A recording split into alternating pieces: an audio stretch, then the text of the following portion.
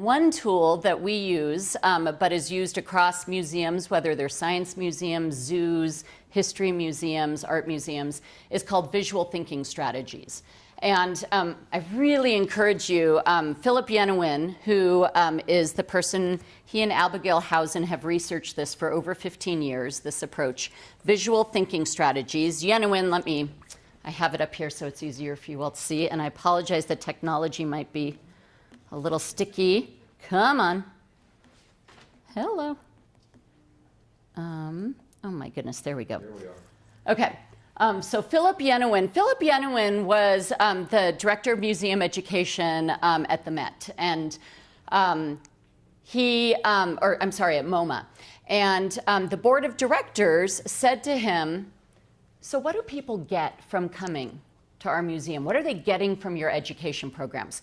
Okay, now the MoMA, pretty well funded, right? So he was doing education programs that were not just existing on a dime and were backed by research. And they did this big survey and realized that the biggest respondent was, oh, we had a great time. But when digging deeper, trying to figure out what they learn, right? If this is education, what did they get from being there? Nothing was really learned. And so Philip Yenawine, a true educator, connected to Abigail Housen and said, we have to change this. Let's come up with something so that our audience actually connects to and remembers what they are looking at. So they created this system, which I'm going to share with you and then give you a chance to kind of practice a little bit. Seems really simple, but is indeed pretty complex. I want first to model it for you so that you guys can see what happens. And the beauty of this is you can do VTS with objects that you know nothing about. I'm going to model it, and I'm going to ask you all before we go in there to be thinking about, while I'm modeling it, what's happening, right? What is going on that's maybe different than if I had stood in front of the work and shared with you, maybe asked you some questions, but shared with you basically what I knew about it. Okay, because this is just a different approach. It's not the end-all be-all, it's one tool in the tool belt. So as you come, we're going to go outside and I'll do it with a poster in the hallway here. And I want you guys thinking, I want you participating as visitors, as if you were the visitors and I indeed were sharing with you something about the museum. But I also want you thinking at the same time about how is this different and what's happening. Okay, so let's go ahead and go out into the hallway here. Don't want you guys reading anything. Okay, that works. Excellent thinking. I'm not going to stand in front here because I want you guys to see the full poster, but usually I do kind of stand in front of the wall label as a way of really getting people to spend time looking. So the first thing I want you to do is just spend a minute looking, come closer so you can really see at this work here.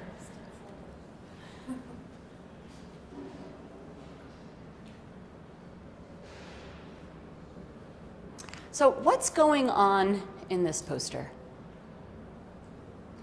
Soldiers sharing books with other soldiers that are part of World War I. Okay, so you see a figure that you're thinking could be a soldier and wondering if maybe he's sharing books with perhaps other soldiers, and you're thinking maybe it's World War I. What do you see that makes you think it could be World War I? Okay. Their helmet. Okay, so you see there's a date, you're noticing kind of the costume, the uniform that he's wearing, and know that historically that kind of refers back to that time frame. Good, what more can we find?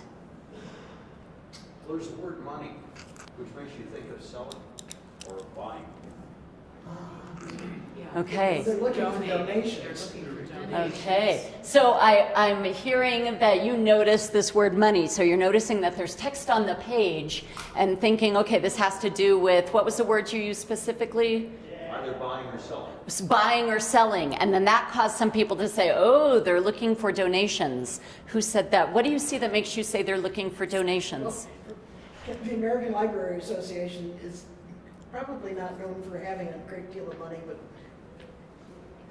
a patriotic thing to do in wartime would be to help the service people. Okay, so you're noticing some words down here, and you're thinking these, this association, which you're familiar with, maybe financially they have not had a lot of money in the past. So associating with what he was noticing, where money's written up here, here's a place that doesn't have a lot of money. Perhaps this is a plea to ask for money.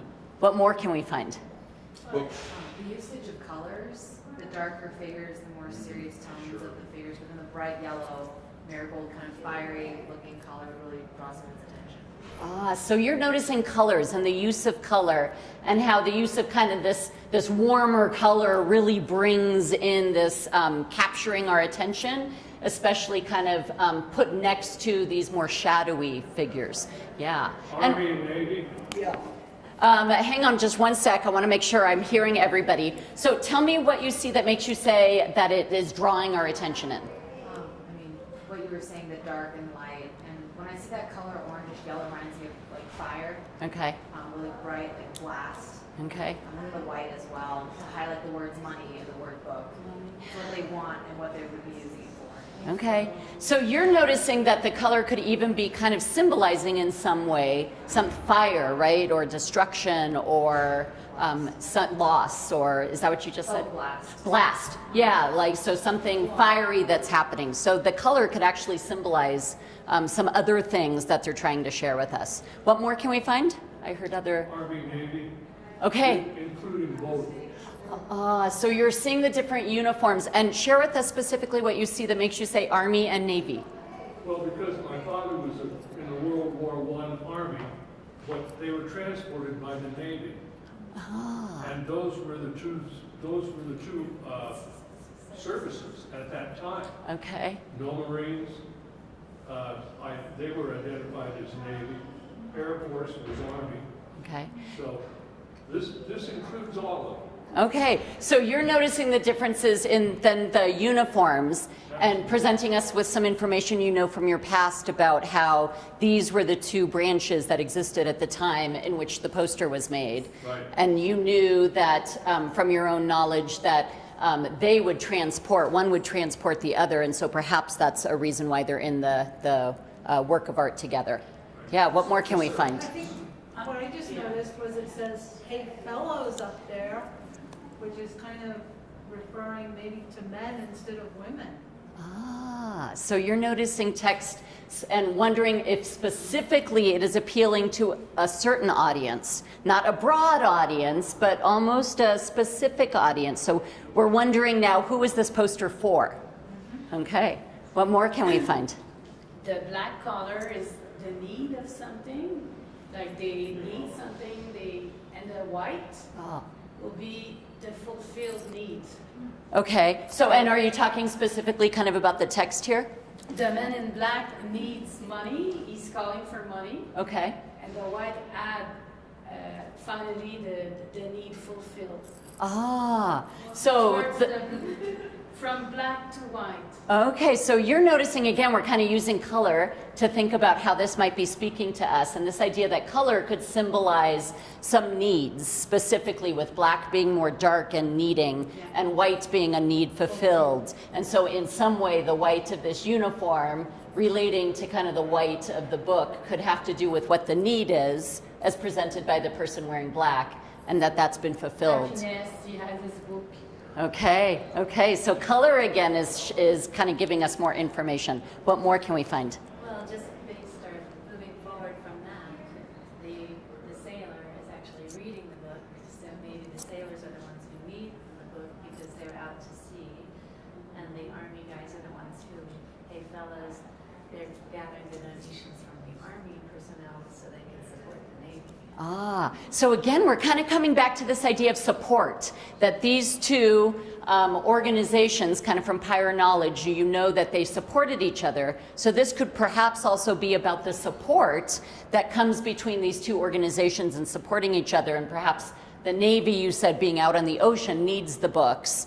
And so the Army is supporting that need. So perhaps that could be something going on in the poster as the Army's trying to support the need of the Navy in the way that the Navy has perhaps supported them. So it's this really reciprocal relationship. What more can we find? I think the Hey Fellows is calling to us.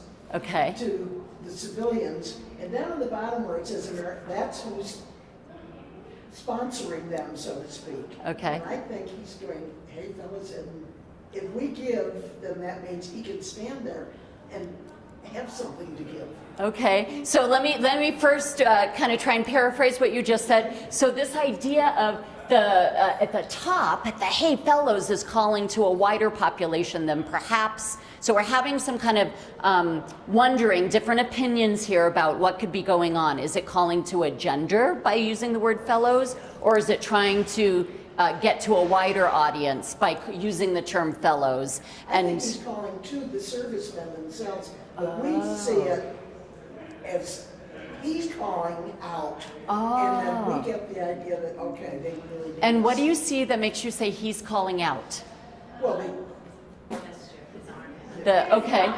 exclamation point. Okay, and so I'm hearing from lots of people that what could lead you to think that maybe Hey Fellows is referring to them, or that he's calling that out, is how his mouth is kind of open. I heard some people say, oh, there's quotes around the words. So there's different things here that could present one idea that it's him who's saying this to try to pull people in to support what's going on. Yeah, what more can we find? Yeah, I think the audience is mixed. I think the Hey Fellows is directed to his colleagues in the military. Because you're not going to call the public at large fellows. So the Hey Fellows is the military, and then all the other stuff, your money, is directed to we, the public, our money.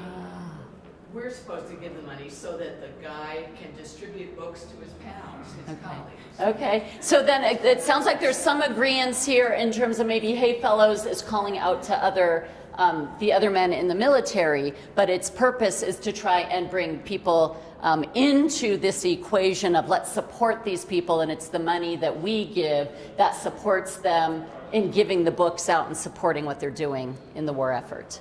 Yeah. What more can we find? Well, I think it easily serves a dual purpose. You know, the Hey Fellows could be addressed to the public from whom they want to get the money. And then once they've had the money to buy the books, here he is holding out the books saying, Hey Fellows, I can give you the books now. And I don't know if in 1918 they would have addressed the general public as fellows, like folks today, hey folks, or, you know, might have been a little too colloquial. But I think this easily serves, you know, two purposes. Okay, so again, coming back to noticing the writing and trying to figure out who's the audience, who are they trying to appeal to, and thinking that, again, this has to do with both the military in saying these are our needs and appealing to people in general, but wondering still about not knowing quite what the colloquialisms that were used back in that time frame, and if we knew that, that could give us, add kind of some information to who this is referring to specifically. Yeah.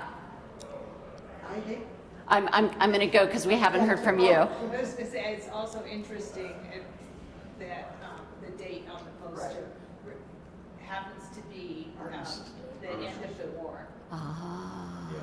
So the campaign was still going on right up until the end of the war. Okay, so you noticed the date, and again, because of what you know about this time frame, you know that this was the end of the war, and even though it was the end of the war, there's still a need. They're still kind of asking. But this would have been done before Armistice Day. Okay, so then so they didn't know. It was a coincidence. Okay, so you're saying that the date could just show that it was created at that time, but it was not known where they were. And so perhaps the ask is still for the war as opposed to for what happens after the war. Yeah, and it didn't mean that all the soldiers came home on November the 12th. Okay, yeah, right. Yes, what more can we find? It also mentions that there's a campaign going on. It's called the United War Work Campaign.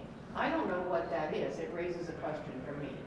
But it tells me that the posters relating to that campaign is supporting that campaign, whatever that campaign was. Okay, so you're noticing that additional words that we haven't talked about yet could contribute to us understanding. If we knew something about the specific campaign, we might better understand what it is that the ask is for. So that could probably help us understand more about what's going on. Yes, what more can we find? Kind of combining Pat and John's point about the word united and then having both the Navy and the Army represented to create a united front. And then in addressing Hey Fellows, that kind of, to me, is, even though it might not be directed at civilians, this is taking ownership of the cause. That we are very much a part of their cause. It's not us and them, or they're over there. Like, we're very much just kind of bridging that gap and making the bond a little tighter. Okay. Like, and addressing them as though we are still with them in a more casual, like, way that they would talk to their fellow comrades. So you're focused even more on one piece of some of the wording to say that this has to do with being united, and you connected to other comments that have been made about the camaraderie between the two, and that this is a group that's bonding together. And including the public into that. Okay, so again, as people have said, this could be this idea that the public should be included, and so this is a plea for the public to become a part of this united. I'm going to take one more because I saw the hand up, and then we'll conclude. I'm just thinking that in retrospect, this had to be sort of rare because it did happen to land on the exact day of the armistice. Okay, so you're noting that because it happened on the exact day of the armistice, that day was there, that this could maybe be... This poster more valuable Yeah. as far as historical purposes go. So the value of the object could have something to do with the date on which is printed on it, which they did not know when they were printing it, what the date was going to refer to. So another clue that might tell us something about why this poster is here in this museum, in this place, right? Okay, so I'm going to get you guys two things to think about. One, if you wanted to know more about this poster, what would you do? Obviously, you can't ask me, I don't know, right? Well, let's answer that while we're out here. What would you do, right? If you were visitors to this museum and you wanted to know, what would you do now? What would your next step? Okay, so there's wall text, yeah? What more? This is such a millennial answer to say, but if I had my phone, I'd open Google and say, what's the American Library Association? I'd want to look up the date if I didn't know what armistice was, and then I'd look up, organizations that did stuff with books for World War I. So we have those mini computers in our pockets, many of us do, right? That would give us more information about some of this that we could find out more about. Okay, so now I'm going to go back to that original point I made. When we sit down, I want you to tell me, how is this different than me coming and telling you what I know about the poster? What happened in this activity and during this activity that was different? And what were the outcomes of it being different? So we'll go back in and talk about it in there. What happened during that? I mean, hearing everybody's thoughts and connections and different perspectives and approaches to viewing the image, I know for myself I was able to connect people's points to create more thoughts on my own. Yeah. And articulating those through discussion played a major part in that. So it's this idea of kind of collective learning, right? There's not one authoritative voice in the museum, but that our visitors come with knowledge that can contribute to how we see what's in front of us. Right? Yes, very great point. We were the active generators of knowledge rather than passive listeners and recipients. Yes, and Philip Yenawine and Abigail Housen found out that that is a big part of the key that helps people remember. So remembering the information was one outcome of doing it this way, because they were the active participants collectively creating the understanding, and that led to memory. Good, what more? I was going to say, if you started at the beginning of the tour and did this, then that would help them to use the same process on for their works of art. Yeah. Setting the tone for what they're about to experience. Yeah. Very inviting. Yes. Oftentimes, I think what we fight in a museum is the paradigm that people have to just listen, right? They have to be kind of passive recipients of the knowledge. And when they come in, the museum, the institutional voice is going to share what's important, and that's how they'll learn, right? So there is a paradigm that we're fighting where people come in kind of expecting to be passive. And this sets that expectation that we value our visitors and their backgrounds and their cultural identities and understandings that can contribute to this broader conversation. Yeah, what more? What else was happening as you were going through that exercise? It was sparking more curiosity, wanting to look up why the coincidence of that, or what, like the value of the item. I would never have thought to think of what was that value with that coincidence being had. And the curiosity of what was that organization. I wouldn't have had that unless they pointed it out. Yeah. And here's one thing that they discovered, kind of similar to people remember, they became curious. So then the learning continued to happen after they left the museum. How often do we find, specifically when we tour schools, that kids leave and they are so curious they want to continue learning, right? This technique encourages that curiosity. Now, it can frustrate others, right? Because they come in wanting to be told. So there's a balance there. But truly, if we can inspire that curiosity and support them in thinking that I'm not the end all be all, you know, there's so much more information out there than I know. What good questions could you Google in order to find out more about this and lead them, kind of leave them with tools to find out more instead of just relying on the expert?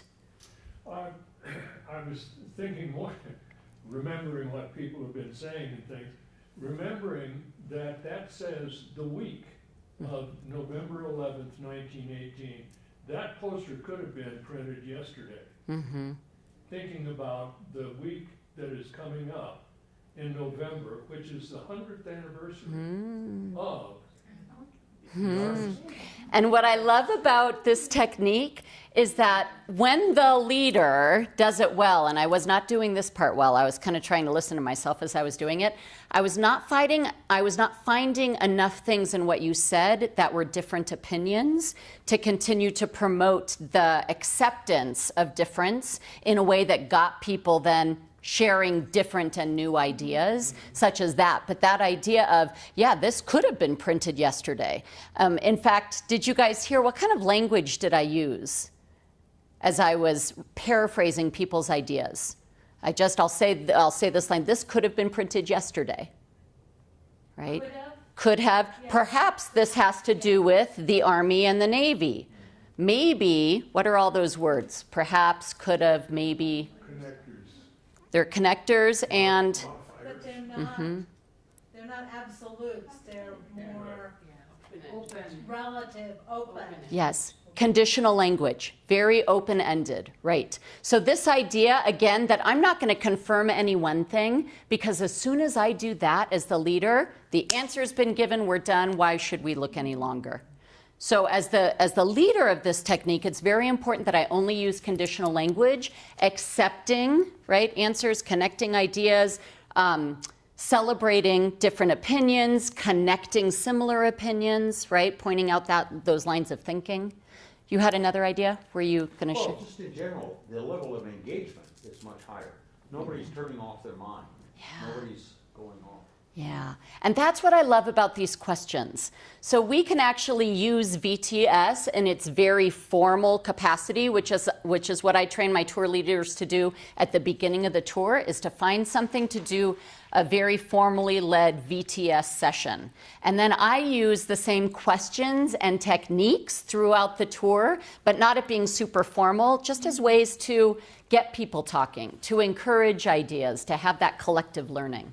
Meg? I think too, there sometimes is a certain level of intimidation when you're coming into a museum, like, oh, art museum, like I don't belong there. So I think it kind of meets the visitor where they're at and says, you can be a part of this process. Like, I'll be honest, that room kind of has intimidated me. Like when I rarely take people into there because I don't know quite how to approach this very visual exhibit. Yeah. And I think using that technique, I'd be a lot more comfortable, and I'd meet the visitors where they are, and it's a way to show them like what you think matters. Like you care, and this is a place for everybody, not just for people who know the whole entire history of World War I. So it's a little more accessible, I think. Definitely more accessible, more open, more right. So people now belong who don't feel like they belong because they don't know anything. Yeah. Right. And it values visitors' backgrounds and experiences, and it gets them hopefully talking. It's interesting that the people I have the hardest time to get talking is my college students when we do this with them, because they have kind of been trained they need to be right. I mean, they have to give a right answer. So it's difficult to help and usually we start this by saying we're about to use a way of looking at art where all your ideas matter and every idea is acceptable, and we're going to try and discover something about this together.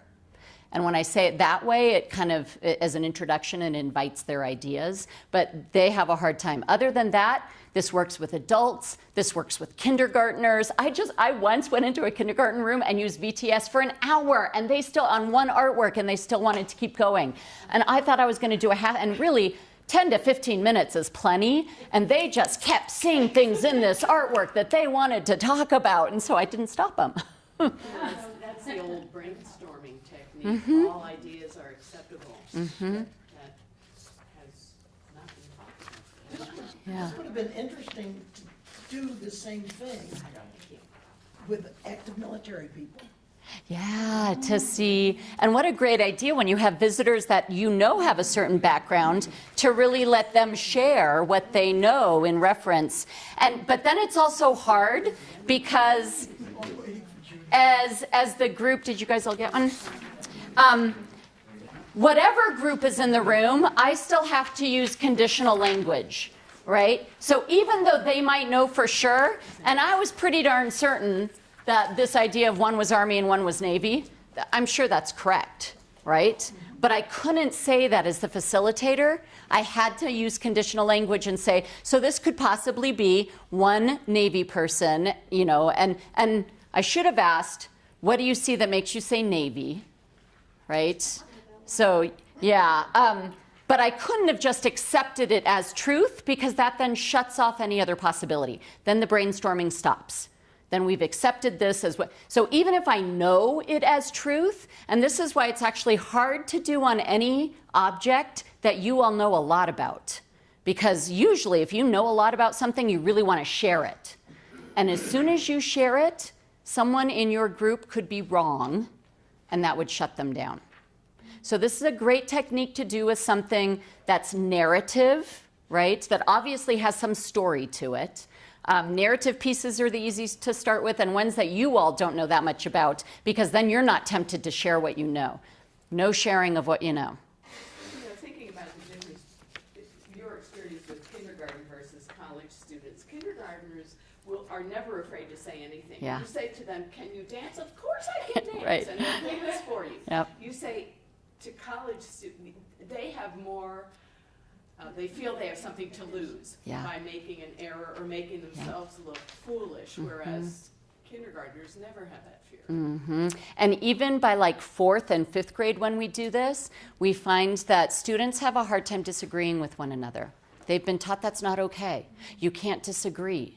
And this system makes it acceptable to disagree and to even then change one's line of thinking. In fact, we had a college professor, right, who, I forget what field, maybe religion or something, who was looking at a work of art from the 17th century. He didn't know that, though. He was a religion major, or maybe he was philosophy. And as we were doing VTS, he said, oh, well, that's a computer. And the facilitator said, and what do you see that makes you say it's a computer? And he said, well, it's a square and it's got a shiny top and, you know, it looks like it's closed right now. And the facilitator knew this was created in the 17th century. She knew that was not a computer. But she had him use visual evidence to confirm why he said what he said. This is the other thing. We didn't, the question is not why do you think that? Because thinking is here. We want them using what they see. It's the visual evidence that they have to use to back up their statements. A lot of you guys gave your visual evidence, so I couldn't ask, what did you see that makes you say that? Because you said it in the sentence, right? But it's the visual evidence that's important. And as they continued to go through looking at this artwork, finally the professor revised his thinking, as there was so many other evidence that was presented that it was probably painted back in a prior century. And eventually at the end of 10 minutes, he's like, you know, I think that might be a kitchen tool instead of a computer, right? So, but isn't that what we want, right? The community coming to do is to think critically about what they're looking at and try to figure out why they think it is the way it is. Right? And share ideas and come up collectively with what could be possible, valuing other people's opinions. Yeah? How does that impact us that like the facts? Yeah, that's, you know, this is a good question, and I have been asked this a lot. I think, again, this is one technique. And this is a technique to use for certain outcomes, for certain reasons. So, for example, if you look at the bullets up on the top of this page, and I know they're small, even with my glasses, I know they're hard to read. Who can develop that, or who can read that first one, first bullet? And I'll come back to your question. I'll get to it, I promise. Develop the habit of providing evidence to back up inferences, interpretations, and opinions. If we went to the standards, that is all over, right? Common Core and standards. This is what schools need to be doing. What's the second one? Make sense of what is unfamiliar. So people get confronted all the time by things that they don't know, right? Something that has some ambiguity. And this teaches them a way to actually begin to make sense of what's unfamiliar. This technique is used in medical schools, because this is what happens with a physician, right? They go in, they see a patient, and they only have certain evidence that they can see and that's being told to them to make their diagnosis. So this idea of making sense of what is unfamiliar. What's the third one? Speculate. So to take a guess, right? Make a hypothesis. Try and begin to figure out what could it be. Fourth one. Make more complex observations with more detail. It has been shown with research that the more kids do this in a classroom, or right, the more they experience this, the more complex, the more critical thinking that goes into their actual observations. Next one. Revise former thoughts. We talked about that in the last one. Provide alternate perspectives and feel that their points are just as valid as others. So if you want the outcomes from a certain part of your tour to have anything to do with this, this is a way to get there. If you want your kids to understand everything about Elsie Palmer, they won't know for sure, because this isn't about the facts. That's not one of these bullets is not for them to understand the facts about a work of art, right? So I hope that in your own tours, you all determine at what point do I want these things to happen? At what point do I want to make them curious? Have them feel valid, like they're participating members? And then at what point do they need to know a fact, right? Do they need to know information because they are here to learn about tuberculosis, right? But most often I find that before the facts come, you can ask the questions, kind of like I heard Meg doing up there, right? And asking questions and people supplying answers. And I bet if she had said, and what do you see that makes you say that, you guys probably could have come up with a lot of facts that were indeed actually, right, the truths that, that Meg might have wanted you to know about that exhibit. So in some ways, this can lead to some of the facts. And when you're doing it, I want to say again, kind of holistically, fully, to really have these outcomes, it is with a piece where you don't care if they understand the facts about it or not. And then you go someplace else and you can use some of these questions, but you can also pepper it with some information. Because hopefully they've gained the fact that their voice is important. They feel like they are part of the thinking, right? That's expected of them. So do you do this activity early on to open people up, or is that better? We always do it at the beginning of our tours, because we do feel like all those barriers that often come from the paradigms people are coming to us with get shifted once you do VTS, and they understand, oh, I'm not just here to be a passive, right, listener. I'm expected to look and think and have reasons, and I'm expected to listen to others, right? So those kind of expectations are set through this. So yes, we do it once in the beginning, and then we do our tours, and we use some of the same language during our tours, but we don't do it formally like you saw me do another time. Again, it depends on our purpose. If our only purpose is to make them feel like they belong in an art museum and they're curious about what they saw, then we could do a whole tour just using VTS. My guess is at some point they'll go, what's the answer, right? So I would not recommend doing an entire tour of just VTS, right? Because I think that could be really frustrating. But I do think to do it pretty purely once is a great technique. So what I hope to do in our remaining time is to unpack a little bit what happened and help you guys understand what it looked like and give you a chance to try and practice it. Because it sounds super simple, and then when you get out there and you're trying it on your own, it's actually kind of complex.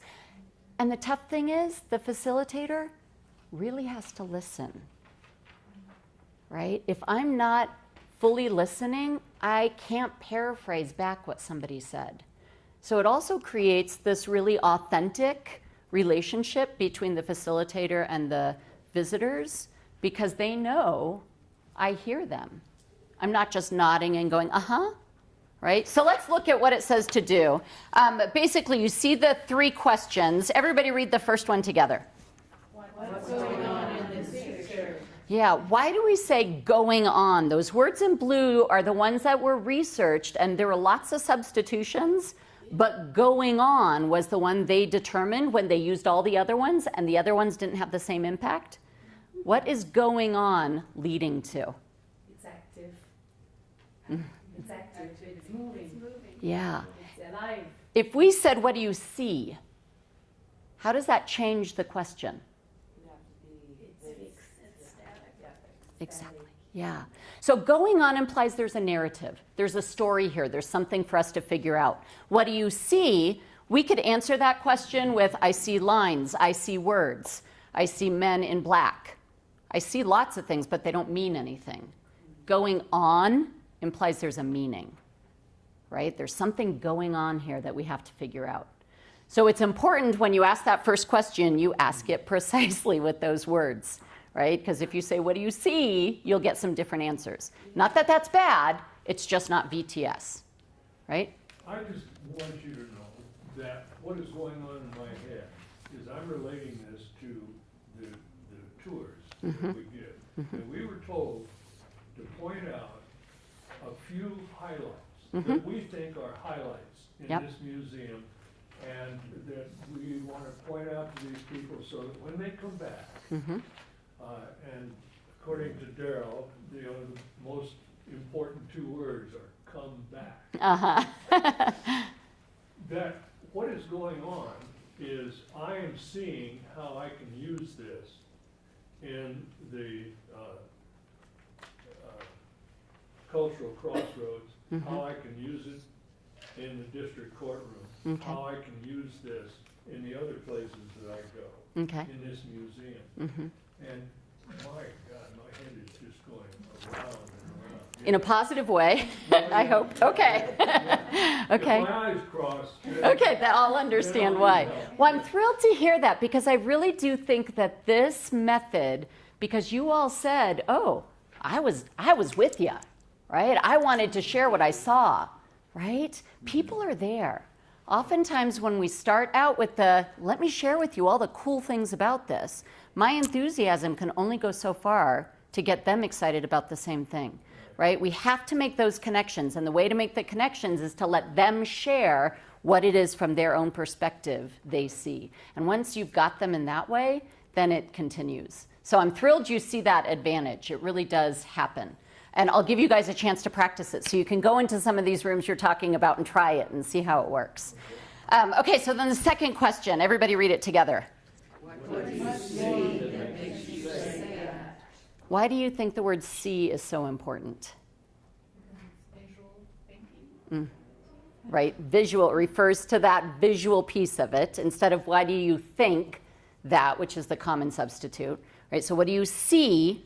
And then that makes you Find some evidence, find something that everybody can also see.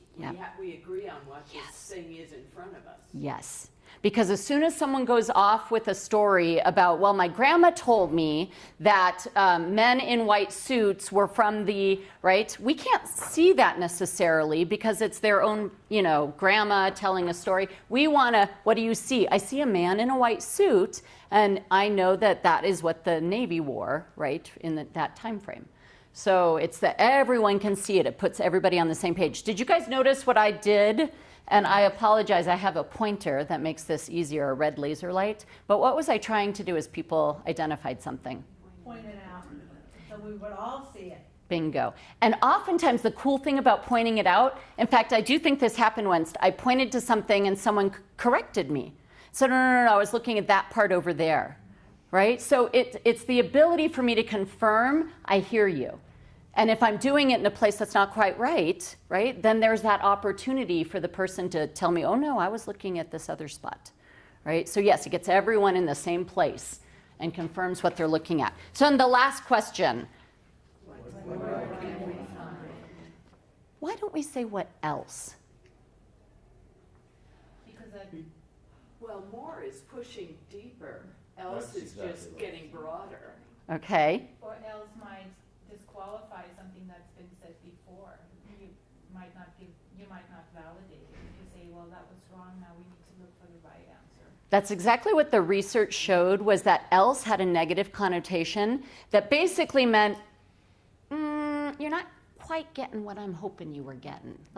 What else is there, right? So this idea that more is wide open is very, right, deeper. Let's more, there's more there, more. Let's discover more, as opposed to what else. So I'm not negating that comment. We're adding to it. Kind of like the difference between and but. If you guys have heard the same thing, right? It's good to say and instead of but, because the but negates whatever just happened. So more is important.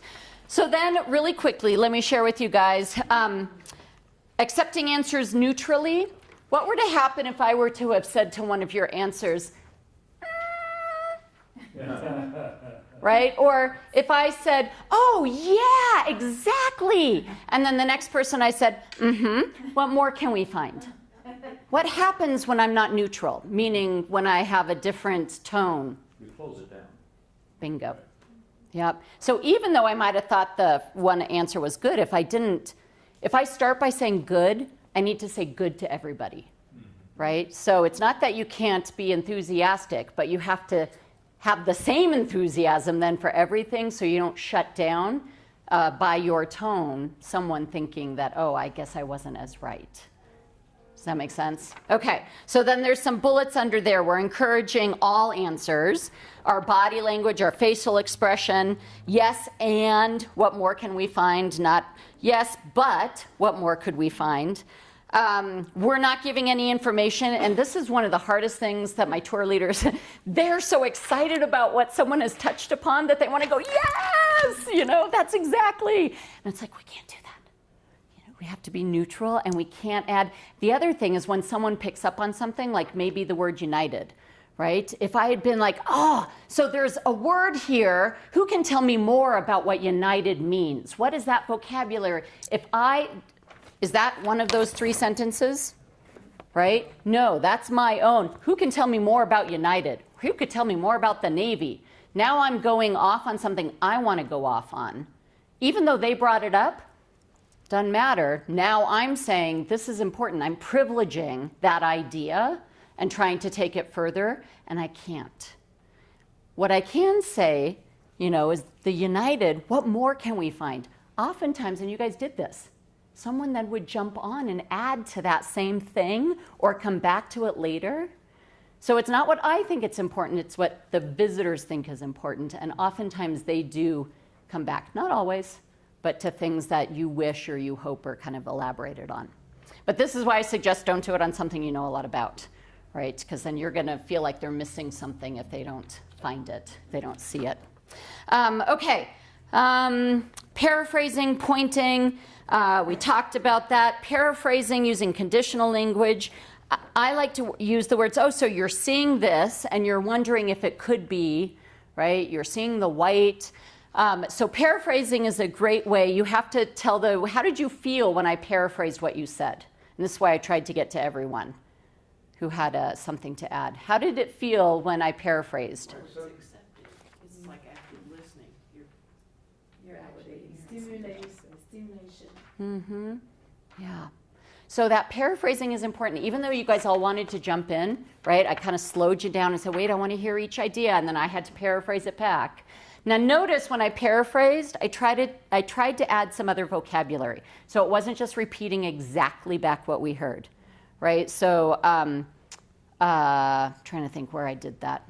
Do it with Okay, so that's right. I said, okay, so you're noticing the warm color here instead of saying you're noticing, I think she said yellow or orange or something. I said, so you're noticing the warm colors. So as long as it's a synonym, it means the same thing and you're not changing the answer, it's a great way to build vocabulary, right? So that happens in paraphrasing.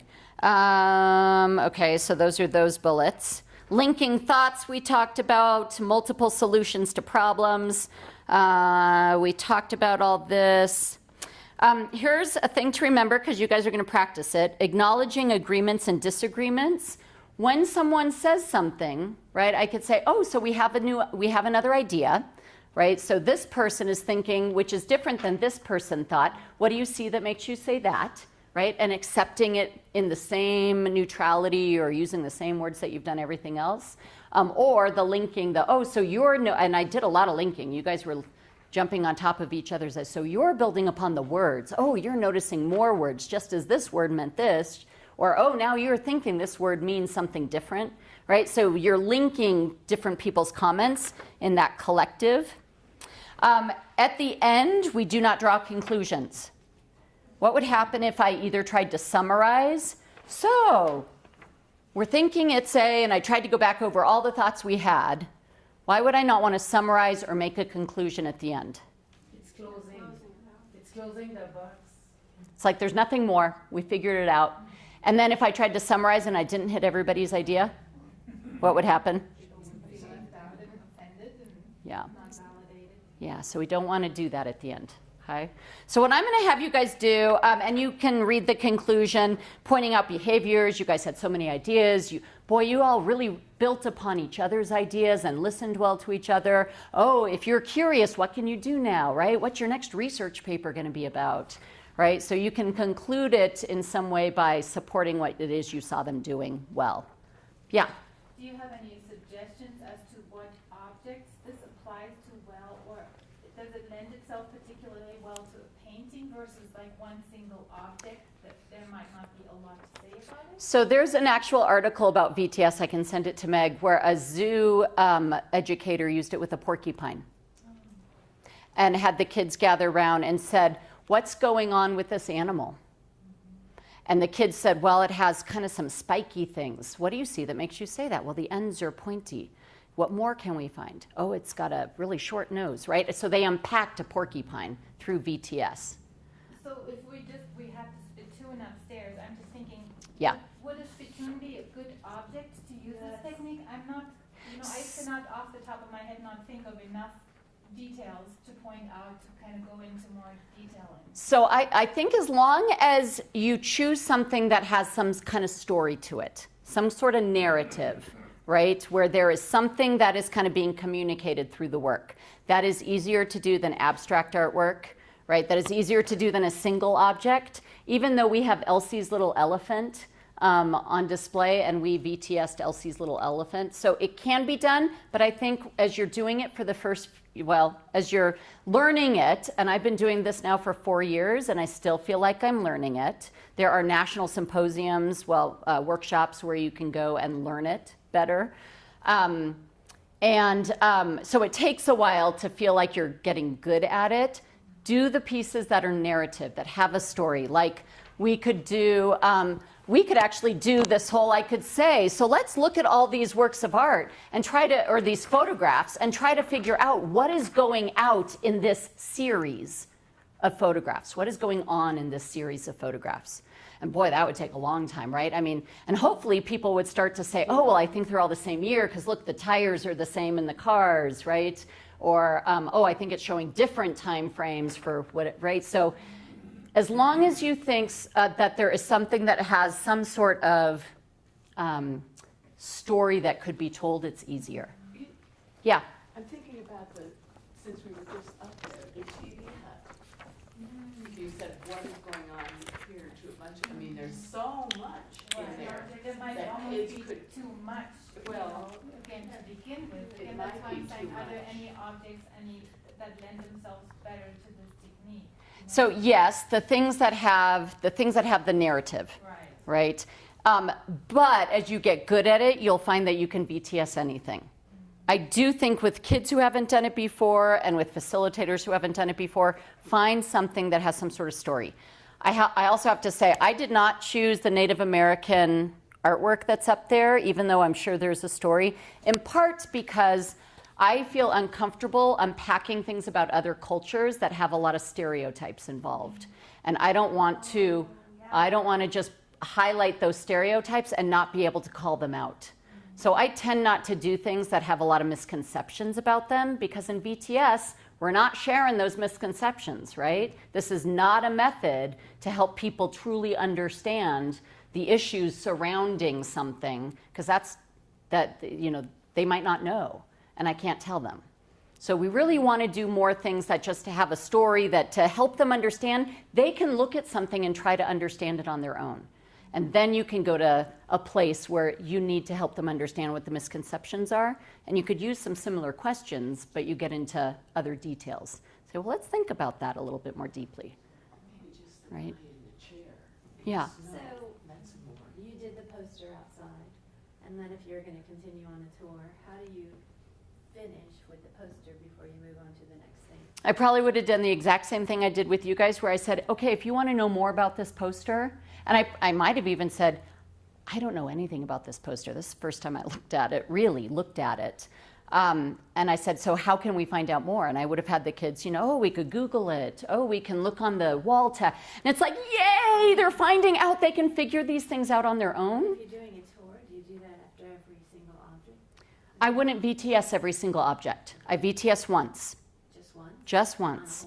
On the whole tour. I think if you can VTS one time on the whole tour, be happy. I think what you'll find is that then the same language will start creeping in to the other parts of your tour, where when a kid makes a statement, you can say, oh, what do you see that makes you say that? And you can use the technique in other ways, but without it being, because now they've heard you ask this in a very satisfying, kind of safe way, and it can generate a lot more dialogue. But you really only need to VTS like we did once. Right. You can transition that VTS into, couldn't you say, because you and I talked about this, Yeah. Like, you all have such fabulous ideas, I'm now going to give you a little bit more information. Yep. And I know that, again, you're still shutting down all of those questions, but again, for those of us that really are obsessed with the facts and the information, you can transition into great ideas. I'm going to now tell you a little bit more about this, but I wanted to give you the chance to come up with some ideas before I just put it in your brain. And what I would do, I really would choose, I bet you guys can all think of one thing, maybe it's that one poster, although I know you can't all start in the same place, right? But find something you don't typically do on a tour that might have kind of a story aspect, VTS it, and maybe at the end say, okay, how long did we just spend looking at that? How long would you guys say we spent looking at that poster? 10 minutes. How long do you think most people spend looking at that poster when they come to the museum? 27.2 seconds. Yeah. There is actually a stat as to how long people look at one thing, and it is not even a minute. So then you make the point, gosh, when we really look at something and share ideas, look what we can come up with. Let's go over here and see if we can share ideas and learn more together, as I also tell you some things about these. So you're And training the brain yes. to how you're teaching them how to look, but letting them still look on their own. Yes. Okay. I would say if you shared facts with them about that first thing, you shut down half of the kids who hear something that's different than what they suggested, and what they've just learned is their ideas are wrong. So I would say when you do a true VTS, do a true VTS without any information. Do something on your tour you typically don't do, because the information is not the important part of the tour. The other outcomes are what's important. There's 3 questions, and really, you only ask the first question once, right? That what's going on in this artwork, you only ask the first time. After that, all the facilitator asks in terms of a question is, what do you see that makes you say that? And sometimes you might not even ask that. If they give you the evidence, like if they say, well, there's grasshoppers on the, and actually, what do you see that makes you say grasshoppers is a valid question. Well, they have long bodies, they're kind of, green, they have wings, right? So that's a valid question. What do you see that makes you say that? A misconception I heard was when you're letting one student answer, The facilitator, I'm sorry, I'm like, where is that coming from? The facilitator needs to pick one thing in that person's answer that they heard to say, what do you see that makes you say grasshoppers? Or what do you see that makes you say different cultures? And when the person answers, you can't stick with that same kid going, what do you see that makes you say this now? You have to open it back up to everybody. And so that pacing of asking question 3, what more can we find, right? If you get used to throwing out, what more can we find? It keeps the pacing up, which is difficult as a beginner, right? So you ask, what's going on in this picture once, or what's going on in this exhibit once. They say something, and as a facilitator, as you're listening, you're trying to be able to think, okay, I have to say this back, and then you have to pick out something meaty, something they gave you that you want them to explore more, right? That's kind of where you can control it. What do you see that makes you say that? And then all you can do is paraphrase their answer and then go to what more can we find, right? So good. What were other things that you're thinking about? Oh, what just happened, right? What are some of your thoughts? We all talked over each other. And agreed with each other. I mean, it was, we weren't getting any sort of. And we were talking about a particular costume that was silk. Uh-huh. And we really hashed it over a lot and decided that it wasn't appropriate. Decided that what wasn't appropriate? The hashing it out? Silk. Oh, interesting. And we had 2 people who are really up on fabrics. Okay. And so we got off on a tangent. That's It great. was hard to be, what is that type of language you use? Conditional? Conditional language, because Pat said that's definitely silk.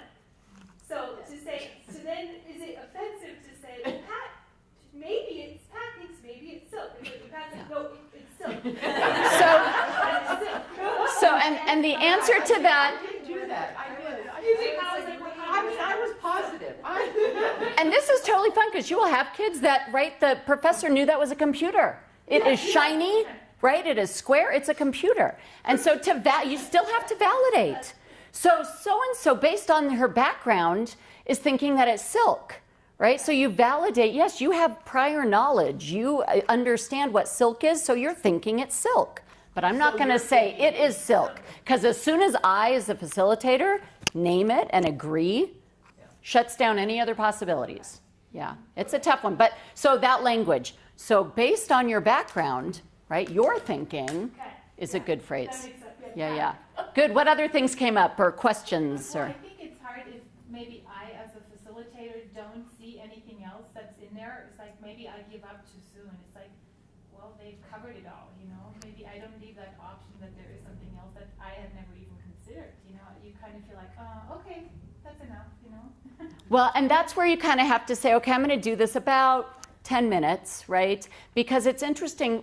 We don't often in our society let silence happen. But that in, right, educators speak as wait time. And so this idea of letting people sit with silence and keep looking. That's when discoveries actually are made. I do a VTS in the museum with an artwork over and over and over again. And every time we do it, I learn something new. Sometimes people point out something in the frame. Great, and I've never seen it. And that's great, right? So yeah, we need to let go of our preconceived notions about what are we looking at and what do we want them to get from it. If we want them to get something from it, we shouldn't be doing the pure VTS with that. Yeah.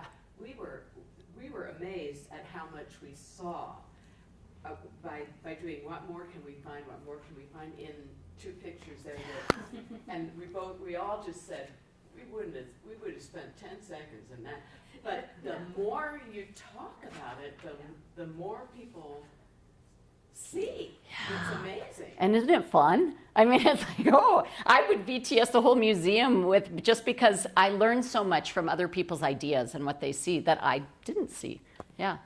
I have a question. Mm-hmm. Most of us do school tours that are 25 minutes in length. How would it be Wow, best? the to whole tour is facilitate- 25 minutes? Yeah, each Station. each group, each Oh. station is So it's a 25 minutes. 2 to 2.5 hour tour. Oh, okay. They have set objectives within that 25 minutes.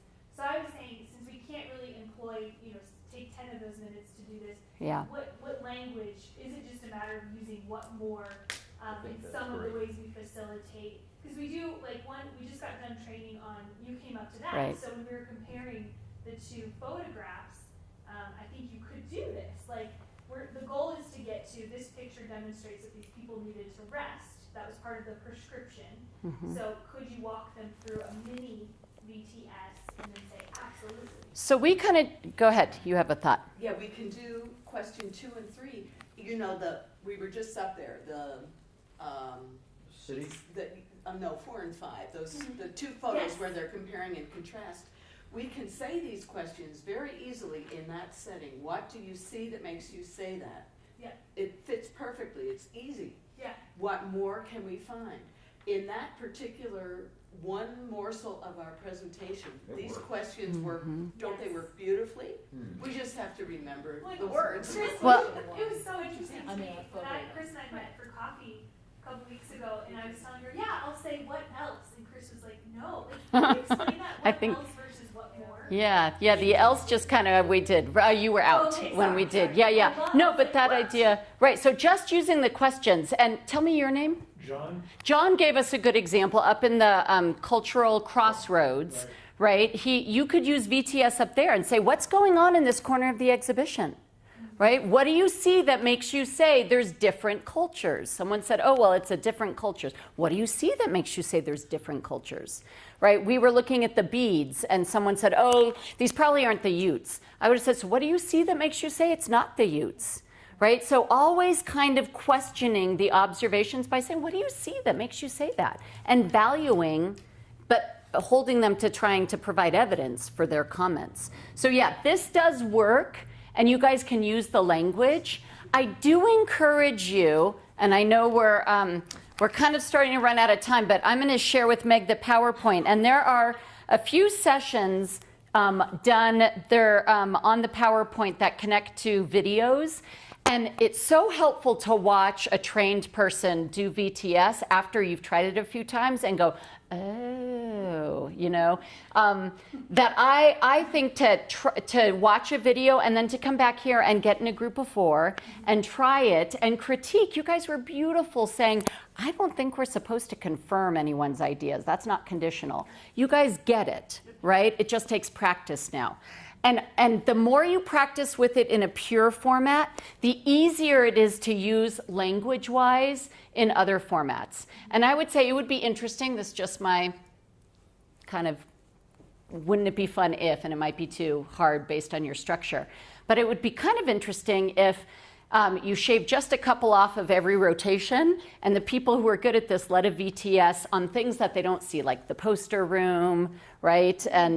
And do just a short VTS before they went into the 25-minute places. Could we VTS the courtroom where we did the introduction? I think you could VTS those and say, yeah, and have someone, what's going on in this space? What do you see that makes you say that? Oh, so you know something about court. You know something about the historicness of this building. Oh, you've been here before. So you're saying that this could be a place where a jury was, right? Yeah, and then just say, so there's so many great ideas, and this whole building has lots of things we're gonna learn about, but you guys just used evidence, what you saw, you just used evidence to try to figure out something you didn't know much about. Yeah, exactly. Yeah, that'd be an easy way to start that thinking. In the tuberculosis example that I saw a little bit of, great example of how you could say, so what do you see that makes you say that? And then to kind of wrap that up, you could give a very accepting answer saying, doctors, you guys had so many ideas. This is what doctors were doing too. And they had so many ideas trying to figure out this disease. So what they learned was, and then you could share the facts, because you've just accepted that what they did was exactly what doctors did. Right? They were trying to figure it out. And then they figured out, so you're validating their process, so even if some of them are wrong, doesn't matter. It's the process that was important. Does that make sense? We can work this in, but we have to be very deliberate. Well, I think Figuring out. yes, deliberate at figuring out and helping each other learn the process. And I think it helps to watch. There's a video on here that is adults, but the kid one, let me just show you really quickly. Look at this picture with me. I'm going to skip it just real quick. Okay.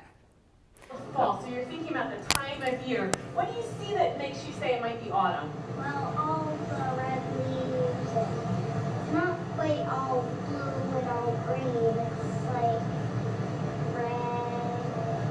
These are second graders, so they're kind of slow, Okay, right? so you're looking at the colors and thinking that might be a clue to the time of year. The reds, the yellows, the oranges might indicate that it's fall.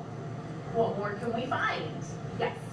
It looks like the bears are going fishing to catch fish and trying to get ready to hibernate in winter. Okay, so you're looking at these animals and you're calling them bears, and you think that they're thinking about food and that they might be trying to fish. Did you hear that? Did she confirm that they're bears? What did she say instead? You think they might be. You think they might be bears. You're calling them bears. Mm-hmm, right. And getting food for the winter. Oh, and storing up for the winter. So thinking about that time of year as well. What do you see that makes you say that these bears are thinking about fishing and storing up food? Because like the one that's standing up looks like it's looking in the water to see if it can look for fish. Okay, so the gaze of this animal might be directed towards the water, and in the water you know that there might be fish there, so it might be thinking about catching food. Catching fish might be one thing it likes to eat. What more can we find? Yes. I see like logs, and maybe I'm thinking that they live in that little grass park right there. Okay, so some other objects in this painting. You're mentioning that there's a log in the foreground. So what she's doing is something that, as I came around and kind of was listening, is super common. People were forgetting to paraphrase, right? Someone would offer something, and then you jump right to the what more can we find? And the paraphrase is so important. Repeating in some way. But notice she said, instead, the kid was saying he's looking at the water, and she said, so you notice his gaze, right? That takes time to get to. If you just start by repeating exactly what they say, that's okay. This is so complicated. Do the little pieces you can do, but remember, only 2 questions. That's all you're supposed to really write. First one once and then back and forth. As soon as you slip in your own, let me think about what someone said. What do we, I heard someone say, oh, what did they say? Well, what do you think the word pattern means, right? That's not one of the questions. You could say, what did you see that makes you say pattern? But you can't say, well, you use the word pattern. What does the word pattern mean? Because that's not a VTS question. Right, it's a little off script. Because now you're privileging, you're going, oh, you picked out a great word. I want to make sure we do more with that. Yes, you got it, right? So do you hear how, so it's hard to learn. I think as you guys are learning it, you can borrow stuff from it and try it as you're, and then just have it, know that you're on this great learning curve to kind of explore more and see what happens when you use some of this technique or when you learn it really well and you try it in its true format before you use it in other things. Just kind of explore what happens, right? Unfortunately, that's all we have time for. I will send the links to Meg so you can watch the movies. I will send more of the forms so you guys can spend time supporting each other and thinking about how to do it if you want to meet in small groups or something. But I look forward to hearing, hopefully from Meg, just ways that this starts to creep in and impact how you interact with the kids in both accepting what they're saying and challenging them to point out that evidence.